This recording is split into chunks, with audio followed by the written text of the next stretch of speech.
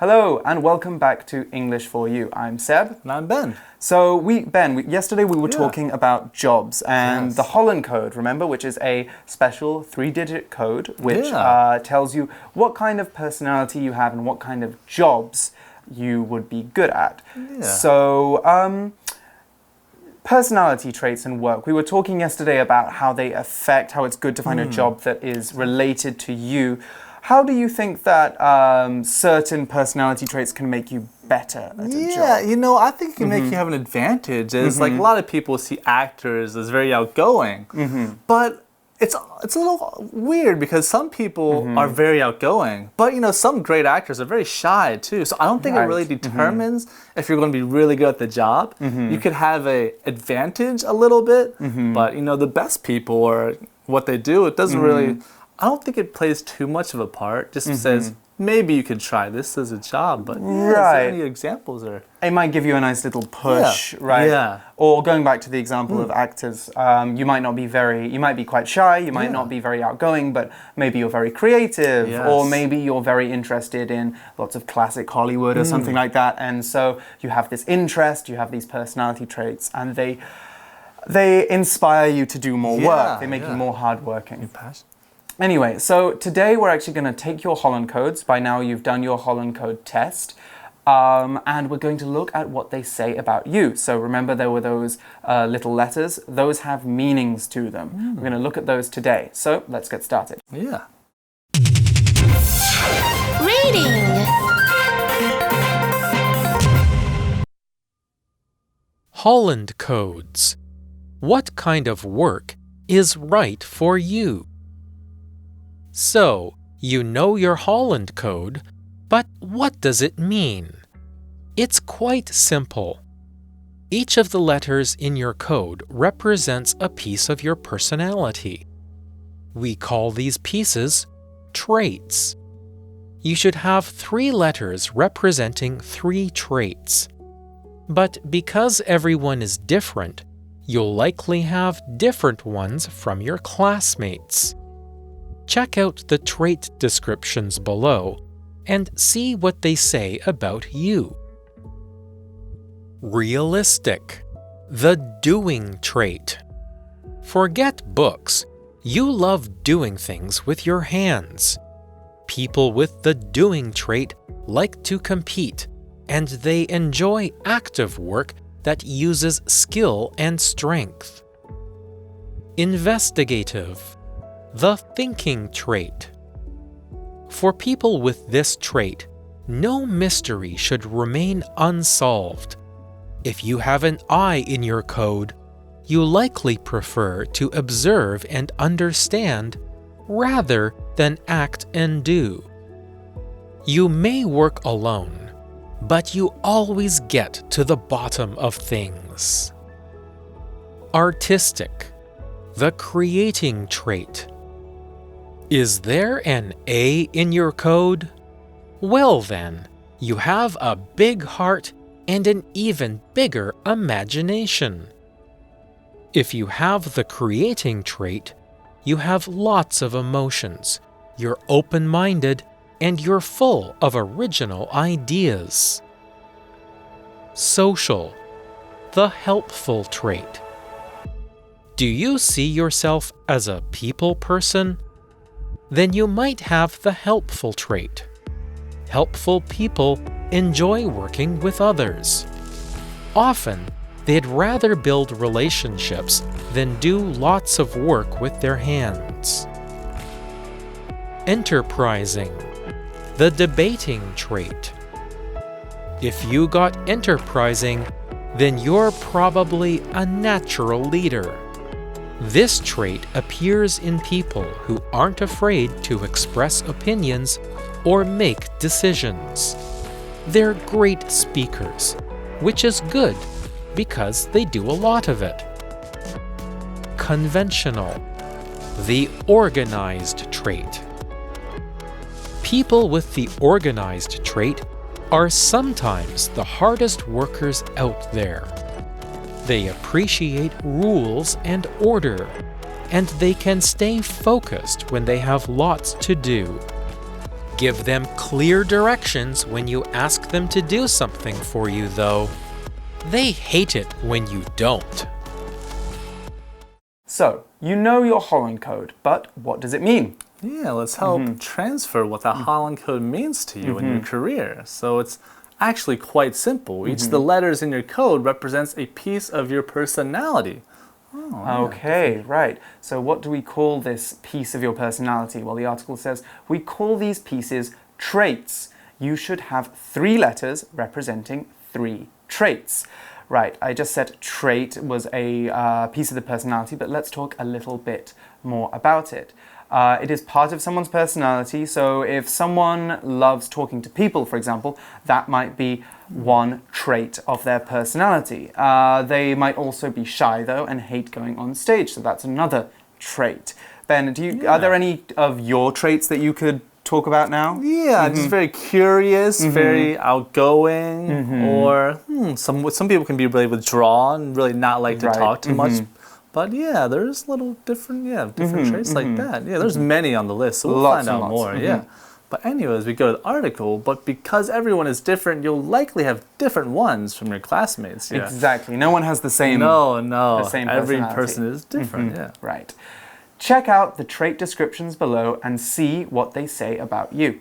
So what is our first trait? Yeah, so our first trait is R, realistic. It is the doing trait. Now forget books. You love doing things with your hands. Now, people with the doing trait like to compete and they enjoy active work that uses skill and strength. Okay. Yeah, now that brings us to compete. Yeah. So to compete means to go against others in either a race, goal, or competition of some sort and defeating others for a prize. Yeah, so many people like the competition that comes with competing. Now, athletes are known to be competitors as they compete for the prize of winning a championship. Also, people in all kinds of jobs like to be the best at what they do, so they make sure they want to stand out compared to others. Now, people who like to compete might like to have the highest scores in class or come first place in a race. Those people are very competitive, They are aren't they? very competitive. They always want to be the best at what they do. So an example sentence would be, the runner runs many races each year to compete with the best. That's his goal. Maybe he wants to be in the Olympics. Yes, he could be. Okay, so that was the doing trait. Now, our next one was I, investigative. That's a tricky word, but it means the thinking trait. Now, for people with this trait, no mystery should remain unsolved. So remember, unsolved there, we have the UN there meaning not, so not solved. Something unsolved is something we haven't figured out yet. Anyway, back to the description. If you have an I in your code, you'll likely prefer to observe and understand rather than act and do. Okay, so you're more of a thinker than a doer. You may work alone, but you always get to the bottom of things. Right, so we saw the word mystery there. Now, mystery is a noun, and a mystery is a problem that cannot be solved or has not been solved for a long time. Think about famous crime books like Sherlock Holmes. In these, the detective looks at all of the evidence to find out who the criminal is. Not all mysteries are crimes, though. The origin of the universe, for example, is also a mystery because we don't know for sure what it was. Now, we can also turn mystery into an adjective. We can call someone mysterious, and when they are mysterious, or also when an object is mysterious, there's a lot we don't know about them or it. Maybe because the person is hiding something, or maybe because the object is very far away, very shrouded in mystery. Now, our example sentence for mystery is, police have been trying to figure out who killed this man, but the case, unfortunately, remains a mystery. All right, so in the last phrase, we also heard the word observe. Now, to observe means to watch. Now, oftentimes, taking notes in your mind or paying a little more attention to things in details as well is something that we observe. For example, a scientist must observe many things when he or she makes an experiment and takes note of what he or she notices. Yeah, so it's just paying careful attention to something more than just watching.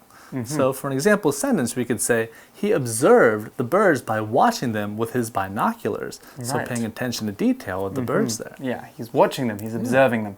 Now, we also saw the phrase rather than, and that's a useful phrase we use when we want to say we'd prefer to do one thing over the other. We always say the thing we want to do first and then the thing we don't want to do second. So it's A rather than B, like this example. Ronald prefers to teach himself Chinese rather than pay for classes. Okay, so independent Ronald there, saving money. We also saw the phrase get to the bottom of things as well. So you may work alone, but you always get to the bottom of things. Remember that sentence? This is our pocket phrase go for today, so let's take a break for a minute and find out what it means. Pocket phrase go! 究竟彼得潘躲在这个梦幻岛的哪里啊？身为一位成年人，我船长又要怎么样才能返老还童，进去梦幻岛里面抓住他呀？ This could be hard, but I am determined to get to the bottom of this. 这可能很困难哦，但是真相永远只有一个。Get to the bottom of something 就是呢到底部去了，所以呢这一句片语呢其实就好像中文一样，要追根究底，查个水落石出。Have you found out the cause of this car accident? 你找到这场车祸的原因了吗 ？Not yet， 还没有哦。But I will get to the bottom of this. 我绝对会查个水落石出啦。Alright, so as the next word we have on our list, it is the artistic A, the creating trait. Now, is there an A in your code? Well, then you have a bigger heart and an even bigger imagination. Now, if you have the creating trait, you have lots of emotions, you're open-minded, and you're full of original ideas. Yes, a lot of artists have this trait. Artists, you have actors, people that find themselves creative. Yeah, very creative, very creative. They have very big imaginations. So an imagination, that's a noun, is the ability of a person to think of new and original ideas. So children have wild or very good imaginations. They use the power of their imaginations to think of interesting games to play, even when they don't have any toys around. As adults, a good imagination is a great trait to have if you want to be a writer, a designer, or an artist, because all of these jobs are very creative. They're 创意. You don't need to think, you need to think of new ideas, to do them, right? You do. So that's just like our example sentence, actually. Somebody who made a very good career for himself out of being creative. J.R.R. Tolkien had a great imagination, which is how he wrote The Lord of the Rings. Yeah. Okay, so our next category is the S category, and that stands for social, or the helpful trait. Do you see yourself as a people person? Then you might have the helpful trait. Okay, pausing right there. A people person is someone who is, very good at socializing, very friendly, very confident. They might be very good in kind of jobs where you have to interact with customers a lot. Yeah, good with others. So you have the helpful trait. Helpful people enjoy working with others. Often they'd rather build relationships. So, make friends or make business partners or, any kind of relationship that could be. They rather build relationships than do lots of work with their hands. Okay, work with their hands, remember, was in R. So what is CA as B? We saw CA as B there. That's a good question. So CA as B. Now, this means to relate either oneself or something to. So we can see ourselves as the next Michael Jordan or whatever athlete we like to be. But typically this phrase means how we believe we are. Now, I can see myself as more realistically as being outgoing and caring. Or we can relate this phrase to other things as well, such as I see golf as very slow and boring, or I see Taiwan as having very friendly people. Thus, it also presents our opinions on something. It does. So we also saw the phrase would rather A than B. Now, this is very similar to the phrase rather than, but here we're actually breaking it up. We're saying instead of rather A rather than B, we're saying rather A than B. So again, we're putting the thing that we want to do first and the thing that we don't want to do second. So using the same example sentence as before, Ronald would rather teach himself Chinese than pay for classes. Okay, so Ronald's still saving money. Yeah, like I'd rather paint than draw, or I'd rather go outside than stay indoors. There's a lot of things we can use rather than. So anyway, back to the article, we have the next trait, which is the E, enterprising, the debating trait. Now, if you have this trait, then you're probably a natural leader. This trait appears in people who aren't afraid to express opinions or make decisions. Very bold. Yes, very bold leaders in a management or in a group. They're the person that everyone looks up to. So they're great speakers, which is good because they do a lot of it. Yes, if you're going to be a leader, you're going to have to do some talking from time to time. Yeah. So, if you're going to have this trait, then you're probably a natural leader. Now, natural is an adjective, and when someone has a natural talent, they are born with it or they get it without doing any study or practice. We can also call this an innate talent. So, for example, if Ben was born with a beautiful singing voice and he could sing opera from the age of 2, then we could say he has a natural talent for singing. We could also use natural to talk about anything as it is in nature if it hasn't been made or changed by people. So natural hot springs, 温泉, for example, are hot springs you might find in the forest, not in a resort or a hotel. They're not baths, they're, maybe rivers or streams. So the opposite of natural is artificial in this sense, when we're talking about nature. Artificial is the opposite. Now, artificial intelligence, for example, that's 人工智能. That's the phrase that we saw in our Unit 5 lesson, Feed, is computers that are able to make decisions on their own, but they are made by people. So they are not natural, they are artificial. Now let's look at an example sentence. Evan's natural ability in the kitchen meant that he was one of the best students at cooking school. All right, so in the article, we see people who are not afraid to make decisions. Now, a decision means to have a choice. Now, you can have a decision on what food to eat or what movie to watch. Yeah, so often in business, managers need to make a decision on selling certain products or hiring or using different people.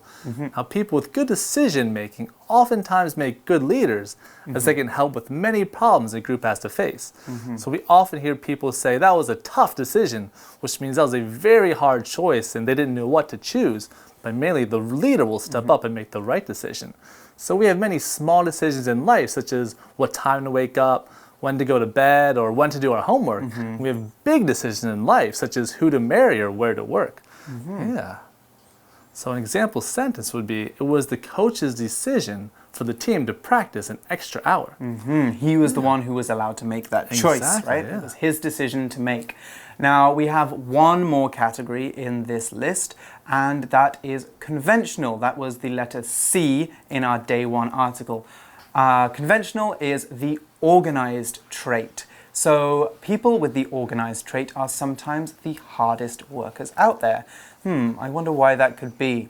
Well, it's because they appreciate rules and order, and they can stay focused when they have lots to do. Okay, they appreciate rules and order, they like rules and order, we could also say. And they stay focused, they work very hard, they don't get distracted. So if you, going back to the article, give them clear directions when you ask them to do something for you, though. They hate it when you don't.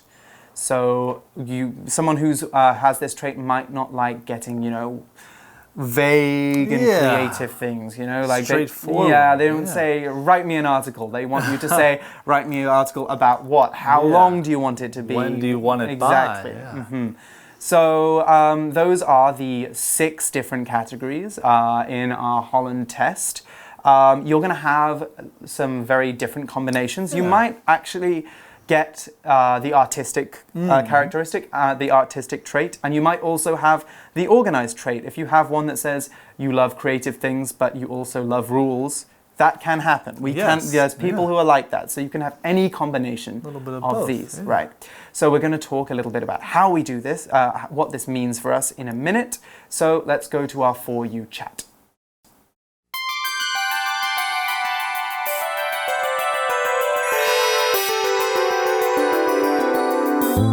For You chat. So our For You chat question for today is actually going to be your activity. So if you look at your magazines, there's some work that you need to do now. But our For You chat question is, take the Holland Code test. What does your code say about you? Do you agree?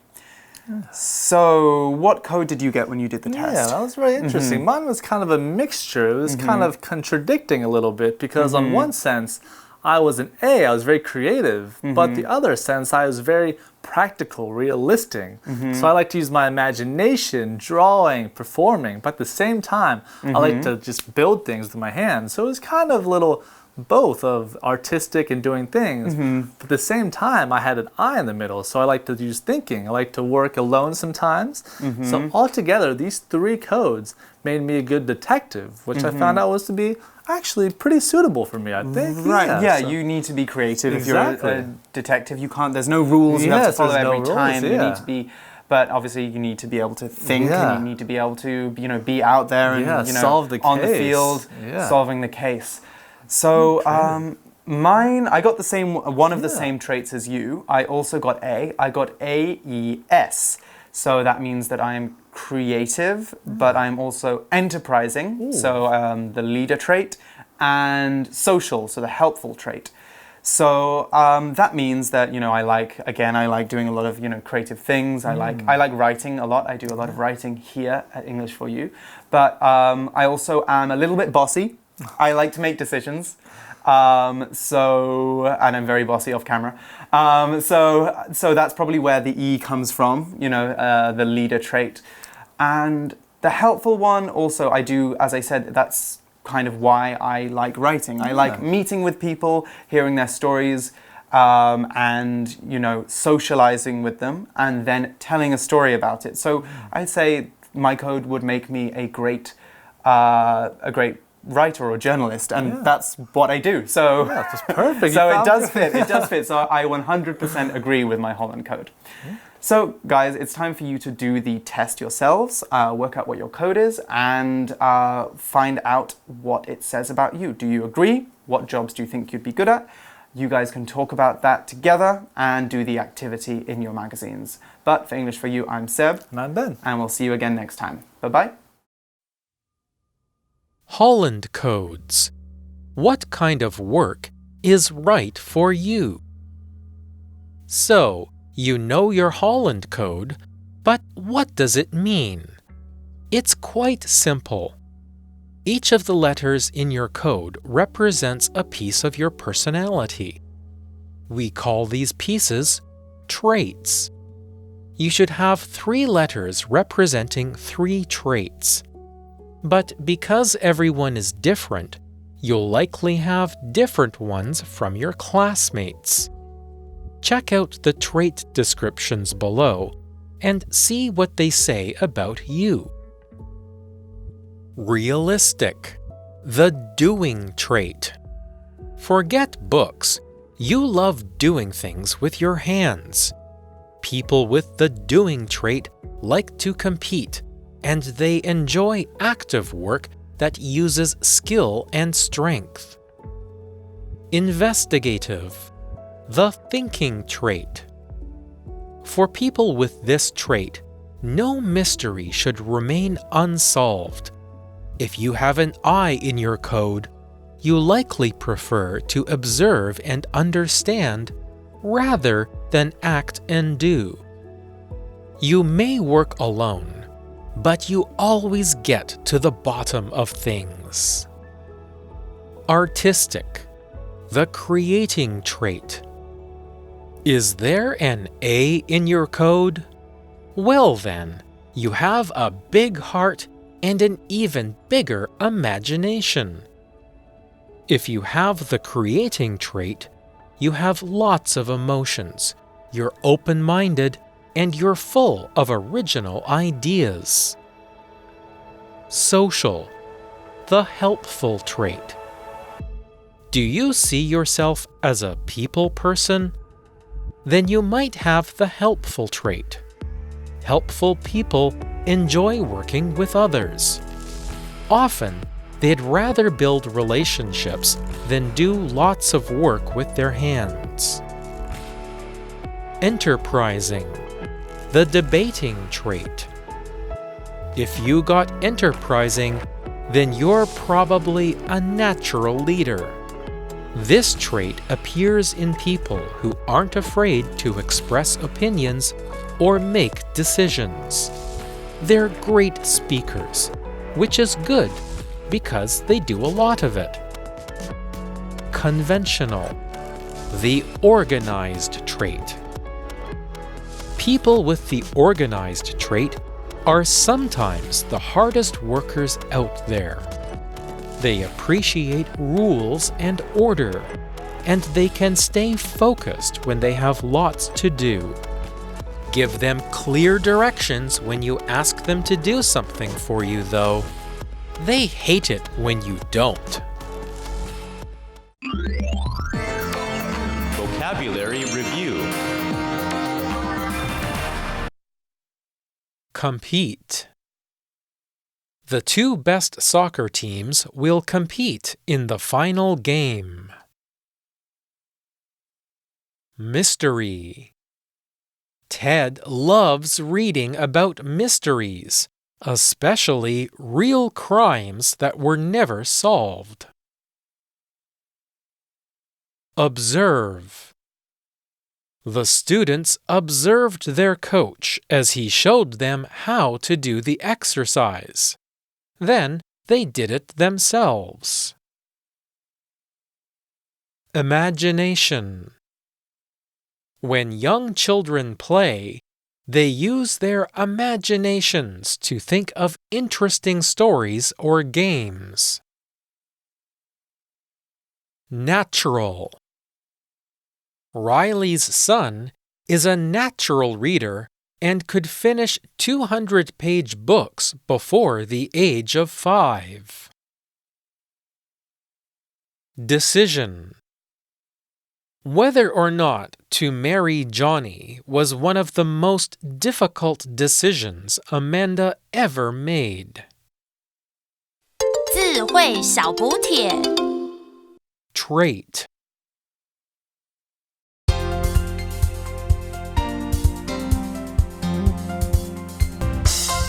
以上节目是由活用空中美语制作，活用空中美语杂志，请洽询全国各大书店。